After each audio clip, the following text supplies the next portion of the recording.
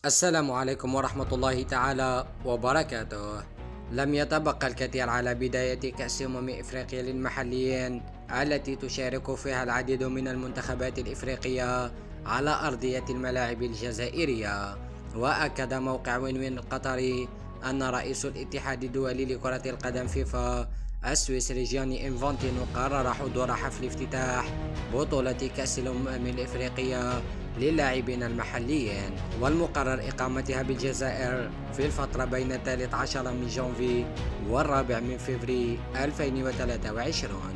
وأكد المصدر ذاته أن إنفانتينو قرر مرافقة رئيس الاتحاد الإفريقي لكرة القدم باتريس موتسيبي، والتي سيكون بدوره حاضرا من أجل حضور حفل افتتاح النسخة السابعة من البطولة الإفريقية، وكذا مباراة الافتتاح بين الخضر ضد ليبيا، وذلك على ملعب نيلسون مانديلا الجديد بمدينة براقي ضواحي العاصمة الجزائرية. وحسب متابعين فإن حضور رئيس الفيفا لجانب من بطولة الشان سيرفع كثيرا من قيمة هذه المسابقة ويجعلها محل متابعة من طرف الكثيرين.